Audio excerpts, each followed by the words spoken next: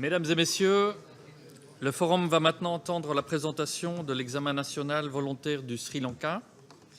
J'ai le plaisir d'inviter son Excellence, Monsieur Sandit Samarasinghe, ministre délégué auprès du ministère du Développement durable, de la Faune et de la Flore et du Développement régional, à faire son exposé. Monsieur le ministre, vous avez la parole. Mr. President, Excellencies, distinguished delegates, ladies and gentlemen. Mr. President, Excellencies, distinguished delegates, ladies and gentlemen. Let me at the outset express on behalf of my delegation our appreciation for this opportunity to present the first voluntary national review of Sri Lanka on the implementation of the Sustainable Development Goals at this 2018 high-level political forum. Sri Lanka has always been an active supporter for realizing global initiatives launched by the United Nations for creating a better world for peoples that we present, which includes present as well future generations. Excellencies, the Agenda 21 Declaration agreed at the Earth Summit in 1992 with the objective of transforming our world into a sustainably developed society is remarkable. I will share with you briefly Sri Lanka's journey since Agenda 21 came into effect and the readiness and the progress of Sri Lanka in implementing 2030 Agenda. Sri Lanka is a small country. We have 6 cultural and 2 natural World Heritage Sites recognized by the UNESCO. We also have the largest land mammal in the world, around 6,000 elephants, and our oceans are home to the large marine mammal in the world, the blue whale. Sri Lanka is ranked among the top 35 biological diversity hotspots in the world. Our tea plantations produce the world-famous Ceylon tea. These treasures and the peaceful, reconciled, and stable environment established, especially since the January 2015 presidential elections, have made Sri Lanka an attractive tourist destination. We are a multi-ethnic, multi-religious country enriched with long history and culture. Mainly Sinhalese, Tamils, and Muslims belonging to Buddhist, Christian, Hindu, and Islam faiths live in harmony all around the country. In early 2000, when Agenda 21 era started, the people were still experiencing the enormous sufferings of 3 decade-long conflict. Uncertainty and fear prevailed through the country due to the conflict. People were displaced internally in their own backyards. The attacks also targeted economic nerve centers. Such violences affected communities, and we failed to reach the socio-economic heights that our nation could have achieved.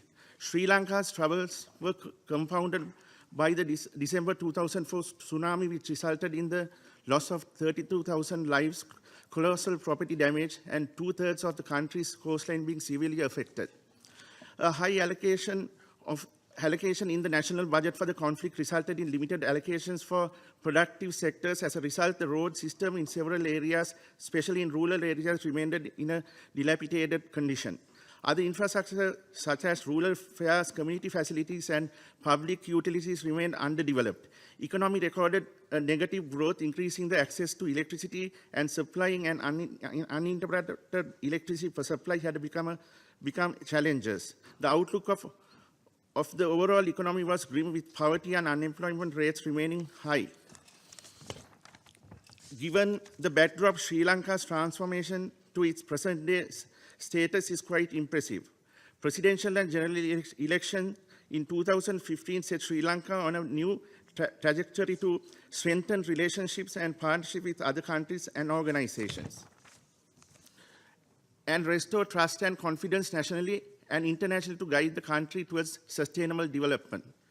Today, people enjoy democracy, fundamental freedoms, peace, and development. Right to information is guaranteed by law. Laws have been amended to increase women's political participation. Commissions for human rights, police, public service, judicial service, investigation, allegations of bribery and corruption, and election function independently with commissioners nominated by the Constitutional Council, which has civil society representation as well. Sri Lanka's impressive figures, especially on health and education, reflect the impacts of its universal free education policy and universal free health policy that we introduced in 1940s. The policies maintained and built upon the successive governments have played a pivotal role in ensuring access to education and health facilities for all citizens.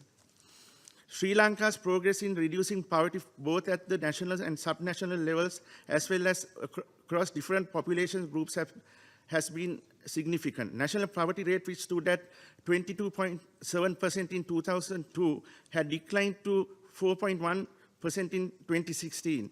Reduction in poverty is observed across sector and provinces. Poverty headcount index in the estate sector, which has historically been the highest in the country, has declined remarkably from 30% in 2002 to 8.8% in 2016. Sri Lanka's performance in mitigating certain communicable diseases also noteworthy.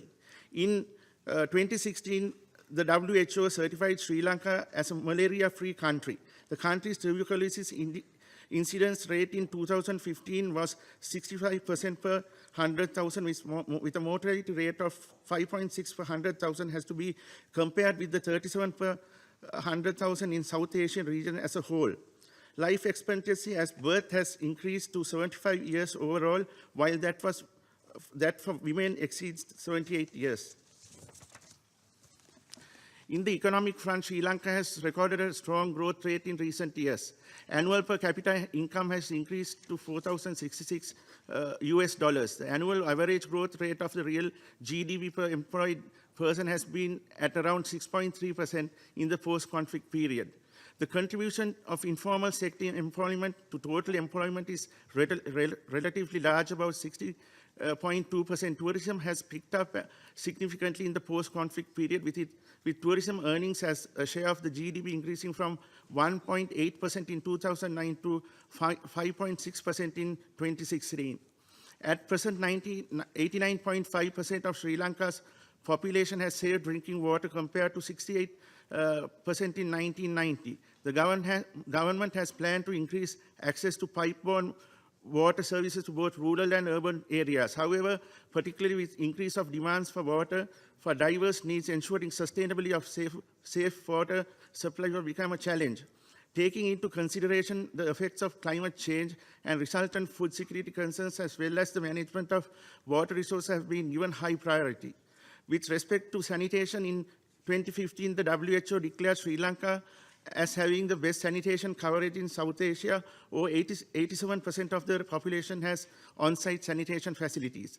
Access to electricity in Sri Lanka has now reached near universality. It has been made affordable to low-income groups through tariff structure. The government provides a 24-hour uninterrupted power supply, which is not common in South Asia region. The government is also exploring possible avenues for increasing share of renewable energy in its total energy supply, which at present accounts for 53% of total primary energy supply. Special program called the Battle for Solar Power was launched to promote solar energy. Sri Lanka's computer literacy is gradually improving among all population groups. The government has taken many initiatives to develop computer literacy, such as introducing ICT-related subjects into the school syllabus. The government has also planned to integrate ICT literacy into school curricula and improve facilities available to digital-based teaching and learning, especially in rural areas, to impact important ICT skills to the younger generation. Sri Lanka achieved the SDG target of maternal mortality rate more than 2 decades ago. Compared with South Asian context, over 180 per 100,000 live births and the SDG target of 70 per 100 live births, Sri Lanka's figure of 33.7 per live births can be considered impressive. Moreover, the under 5 mortality rate of 10 per live births and the neonatal mortality rate of 5.8 per 100 live births are lower than the relevant SDG targets. Primary school enrollment has already reached 100%, which means it will only be a matter of time for the already 98 youth literacy rate to reach 100%. Free education provision of free text books and uniforms have reduced the financial burden of the parents and increased their access to education. Enactment of compulsory education regulations has also contributed to increase the school enrollment. Infrastructure destroyed during the conflict, including the Northern Railway line, has been reconstructed and is fully operational. Infrastructure in other cities, villages are also being developed. Interprovincial and intra-provincial connectivity have been improved by constructing expressways and ring roads and by upgrading of road conditions throughout the country. These improvements in the transport sector have connected the people and goods to their employment and markets. Sri Lanka has, however, several challenges ahead in journey towards sustainable development. The monsoon pattern has changed, resulting in prolonged droughts, high-intensity rainfall, flash floods, and landslides, which have caused severe hardships to farmers, reduction in crop production, and disturbance to socio-economic development. Rapid increase of non-communicable diseases, swift rate of population aging, and changes in disease patterns call for transforming the healthcare needs of the country. More finances will be needed for the medical treatment and care of facilities of the aging population.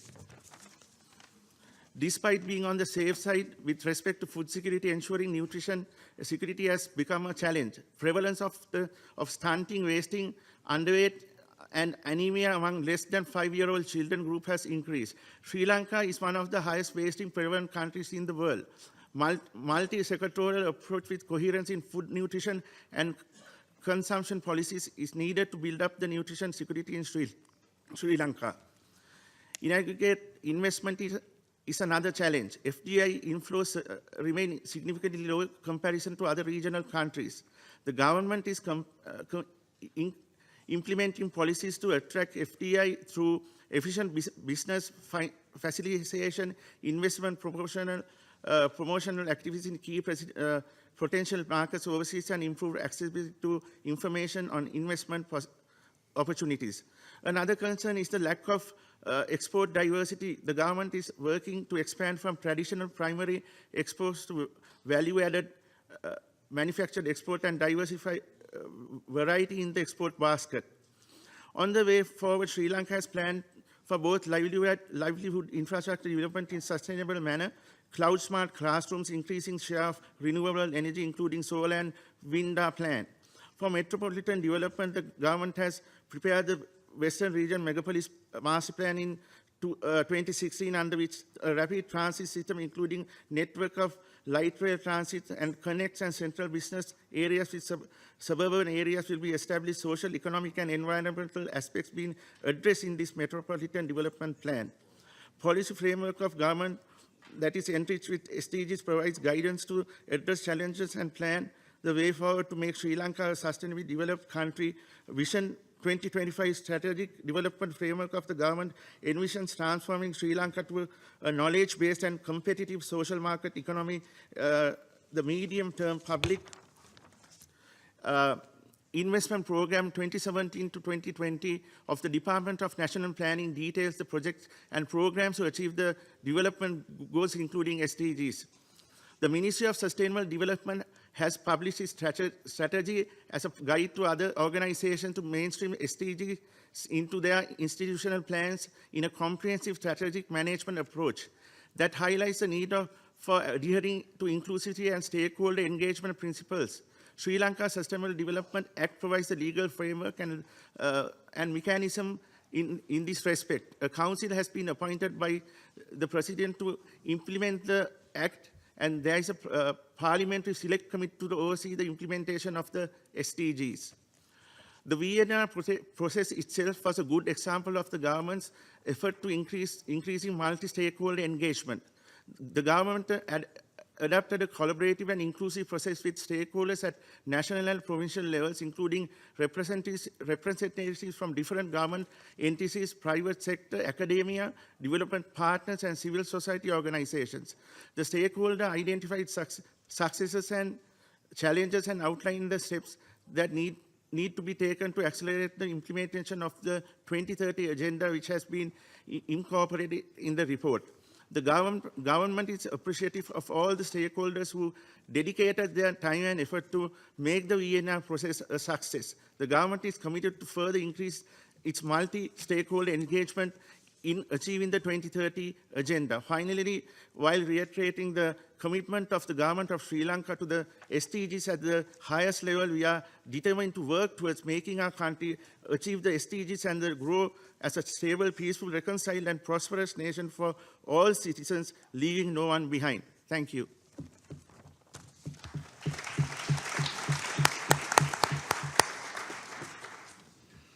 Je remercie Monsieur le ministre de sa présentation.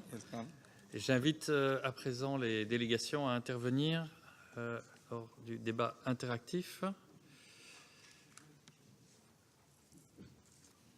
Qui souhaite prendre la parole? Je vois l'Australie. Vous avez la parole. Thank you, Mr. President, and thank you, Minister, for the presentation. Australia very strongly welcomes Sri Lanka's commitment to implementation of the 2030 Agenda. And less than a decade since the end of a long-running civil conflict, Sri Lanka has made impressive progress towards achieving key development outcomes, as you outlined. And Australia will remain a strong partner to Sri Lanka, and we offer our ongoing support for your efforts to progress as a secure, stable and prosperous partner in the Indian Ocean. The question I would like to ask you, Mr. Minister, relates to the Vision 2025 policy and would welcome your views on the potential of that policy to improve economic conditions in Sri Lanka, especially those areas which lag behind. Thank you. Merci. Le Népal a la parole. Thank you, Mr. Chair. I would like to congratulate the delegation of Sri Lanka for a very successful presentation of their Vienna. I'd also like to congratulate Sri Lanka for the progress they have made in poverty reduction, as well as for the progress in other development-related sectors. And to know about the richness of biodiversity and the richness of biodiversity in particular in Sri Lanka, it's very good to know about that. I have a one small question to the Honorable Minister. Would like to know more about how the disaggregated data are being worked out in Sri Lanka regarding the implementation of the 2030 Agenda. Thank you. Merci. J'invite à présent Monsieur le ministre à répondre brièvement à ces questions.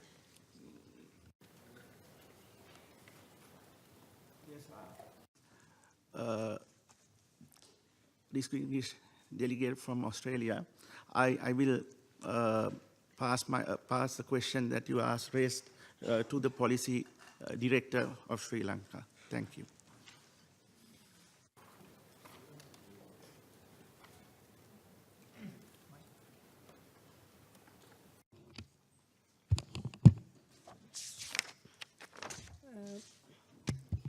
Thank you, Mr. President. In the Vision 2025 document laid out the government vision, it is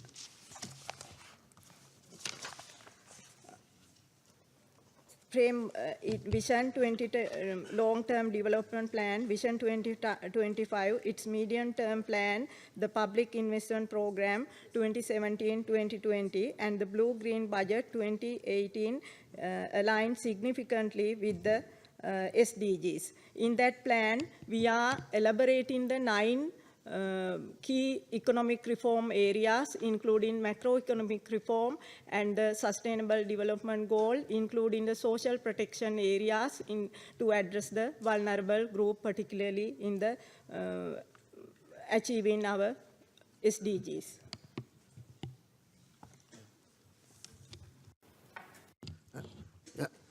Thank you very much for the questions for Australia, both Australia and Nepal. With respect to the disaggregated data on, of course, it's a challenge in many of our countries, to all of our countries. The disaggregated data is not that much available in our previous forms of data collection. Now we want to improve it further. Really speaking, what we have done is we are really now developing a digital platform, so where the individual government agencies will be given the responsibility to update data on each of these SDG indicators, so that what we are going to achieve through this is to achieve this leaving no one behind principle. Because if we are to achieve this leaving no one behind principle, we should have the disaggregated data for each kind of different stakeholder groups, like the vulnerable groups, like the women. For women, the different labeled people. Likewise, we need to have such data. So what we have doing is this digital platform. We expect through this digital platform, the accessibility to data we will be able to increase further very much. And of course, it will be for the the donor agencies or the general public or anybody, and any of you will be able to access such data. Thank you. Merci beaucoup. Je remercie Monsieur le ministre et l'ensemble de la délégation du Sri Lanka pour leur présentation. Nous sommes arrivés à la fin de cette présentation et j'invite la délégation de la Suisse à venir prendre place.